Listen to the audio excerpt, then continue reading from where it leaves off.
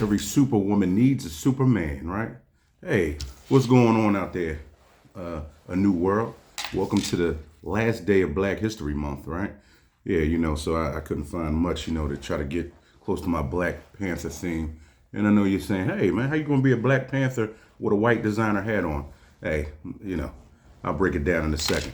But anyway, once again, it's February 28th. It's Friday, last day of Black History Month. So, let's talk about a couple of things. First off, just to give a little history, not go too far into it because I really want to talk about something else. But Carter G. Woodson actually was one of the key people to starting Black History Week. So years ago, back in the 20s, and like I said, I'm not going to bore you with all of that, but just give you the information, and you can see it on Cartender One on the Instagram. Some of the clips of people that I put up, and if you want to research them, you can. If not, I understand. Because growing up, Black History Month was always a big deal. And not saying that every day isn't a big deal, and we also know what Trump was trying to do as far as in his administration to kind of, phase Black History Month out. But, I'm glad that didn't happen. And, but you'll still have varying arguments about, should Black History Month stay? Should Black History Month not be here? Even possibly by some Black people, which I think is ridiculous because there's a lot of other cultures that people, how can I say it, traditions that people celebrate that, because we are Black people who were born in America. I think the term now is FBA, Foundational Black Americans. One of those deals is that we don't necessarily have quote unquote traditions. And what I mean by quote unquote traditions, I'm not talking about just getting together with, the family frying chicken, macaroni and cheese, and collard greens on Thanksgiving or Christmas or anything like that. No, what I'm talking about are, you have other ethnic groups. They have, in my estimation, true traditions. So, people can comment about it and say what they like or whatever. Just say how you feel. But like I said, as far as for me, I know that I've thought about it for years, and I still can't come up with many traditions that we have. But one thing I know I can come up with as a Black people or a Black person who's lived in America is that there's a certain feeling, there's a certain way of being, there's a certain amount of loyalty, there's a certain amount of trust, there's a certain amount of, because a lot of us grew up living with mixed families, extended families, grandmoms, aunts, uncles, cousins, growing up as brothers and sisters. So the typically the Black experience in America looks a lot different than a lot of other cultures. But I just wanted to, because I think I'd be remiss if I didn't say anything or bring anything up about Black History Month, because there's still so many strides that we need to make. There's still so many things that we need to do. One thing I know that we need to do is that we got to try to have a little more trust in each other. And I know that's hard. I know that's hard. Yeah, I paid that contractor $1,200 and his black blah blah blah never came back. I get it. We've all been there before. But hopefully, people, as we start to try to be better people, hopefully other people that, especially that look like us, that are entrusted with money, because and let me stop, because there's some great people out there doing some great things, but that we can get to a point where we can have more of a trust in each other. Man, you might say, well, what you mean by having more trust in anything? One of the things we can do is that, and this is pretty simple, just keep your word. Just keep your word. If you can't do something, you just say, hey, look, because even when I was a lot younger, sometimes I'd fall into that where it was like, I'd say, oh, okay, yeah, I got you, such and such, such and such.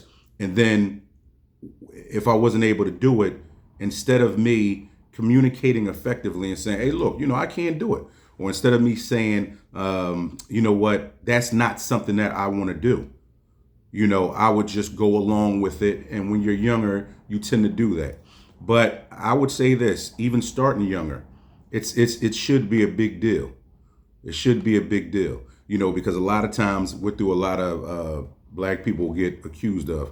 I mean, the one big thing is that not being on time.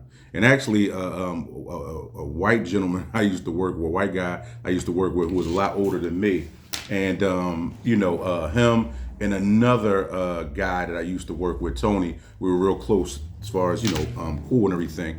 And it would be times I would come to work late or whatever. And I remember, the CEO would say, yeah, Greg, we all get here, before time. And I'd say, oh, okay. All right, well, cool. Like, all right, great for you. But, I was 20 something, so I was younger. And I remember Tony used to say, because I used to be like, heck, Tony, you're always here early. So he'd be like, the one thing he would say is that if you're early, you're on time. If you're on time, you're late.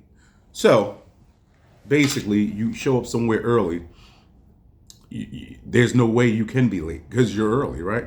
But if you're shooting to be on time, a lot of times you'll be late, right? So, and I know we all suffer from that regardless as to what color, but, I'm talking right now to us. So that's the one thing. Another thing is that, like I said, please, when it comes down to anybody, try to keep your word, right? Your word is very, very, very important. Because I think a person would rather you just say to them, no, I can't do it. So that way they can make other arrangements or, set up help or whatever they need to do, as opposed to assuming that they have you as a friend or as a person to help out. So, I think that that's really big. Like, if you say you're going to do something, do it. And guess what? The minute that you find out you can't do it, try to give the person enough time to, not have to worry about, finding somebody else to help you. All right. So that's one of the big things. And I think that, overall, just being a person, I'll say a black person, I'm not too big on the people of color thing, so whether you want to call yourself brown, black, or whatever, that what we go through in this country is a lot different because of not really owning anything. And what I mean by owning anything is that, the same way, and that's what I meant by I'll get back to it, like even as far as this hat, right? Now, I could have a hat with, Africa on it, or red, green, and yellow, or whatever. But the whole point about it is that still that would be printed on there, which is great symbolically. But still, where did the hat come from? Did the hat come from a black manufacturer? Did the hat come from a black clothing company through a black manufacturer? And a lot of times the answer is no. The same thing I used to say to people, and I would say, hey, listen, name me the name of one black car company, right? There aren't any. Name me a black tire company. Name me a black television company. Not even CBS, NBC, you can forget about that. Or just people who make TVs, See a whole bunch of different type of TVs, but I never see BLK or BLAK at the bottom of it, or made by someone, that's an African American, right? So I think for me, I never want to lose sense of, just because all of this stuff that we have on may not be made by somebody that looks like me. And what I mean made by is that a situation where